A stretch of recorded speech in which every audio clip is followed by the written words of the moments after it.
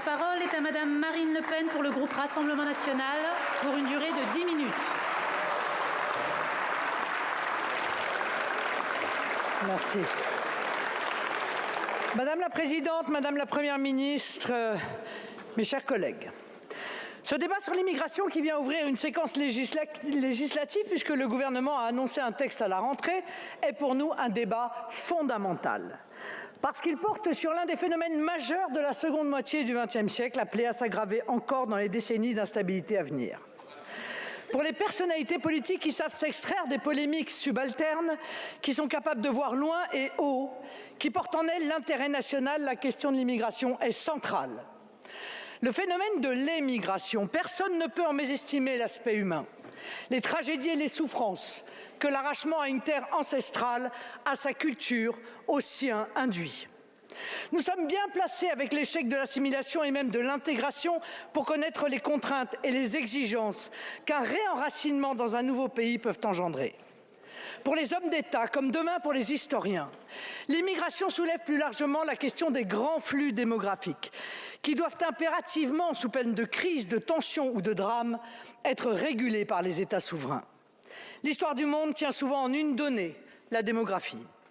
La prospérité des pays comme les équilibres du monde, l'harmonie des sociétés comme la pérennité des ressources planétaires en dépendent. La seule Afrique passera entre 1950 et 2100 de 227 millions d'habitants à 4,5 milliards. Pour ces pays, c'est un défi considérable.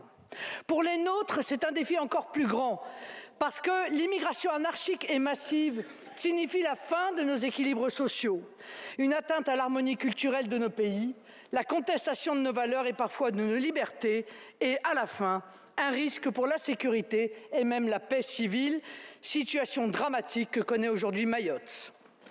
Tous les voyants sont au rouge. Des quartiers entiers, des villes, voire des départements comme la Seine-Saint-Denis sont en passe de devenir des zones étrangères.